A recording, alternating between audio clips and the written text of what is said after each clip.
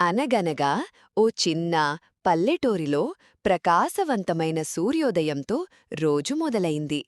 పక్షులు మధురంగా పాటలు పాడుతూ ఉన్నాయి. చుట్టూ పూసిన పూల సువాసన గాలిలో పరచుకుంది. ఒక చిన్న ఎలుక ఎప్పటిలానే ఆసక్తిగా ఊరి బాలి దగ్గర తిరుగుతూ అన్వేషణ చేస్తోంది. జారి బావిలోకి పున్న పడిపోయింది.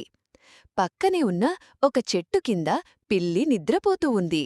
ఆ చప్పుడుని విని మేలుకొని వెంటనే బావివైపు పరుగెత్తింది.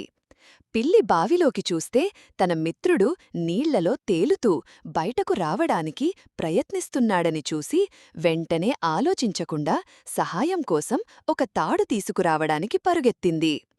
ఆ తాడును బకెట్కు బాగా కట్టి మెల్లగా బావిలోకి దింపింది. ఎలుక ఎంతో కష్టపడి బకెట్లోకి ఎక్కింది. పిల్లి తనంతట తానుగా బకెట్ లాగింది. చివరికి ఎలుక సురక్షితంగా బయటపడింది. ఎలుక ఆనందంతో పిల్లికి ధన్యవాదాలు చెప్పింది. వాళ్ళు కేవలం స్నేహితులు కాదు, ఇద్దరూ ఒకరికి ఒకరు హీరోలుగా మారిపోయారు. ఆ రోజు నుండి పిల్లి, ఎలుక ఒక విషయం అర్థం చేసుకున్నారు. నిజమైన స్నేహితులు ఎప్పుడూ సహాయం చేస్తారని, పరిస్థితి ఏదైనా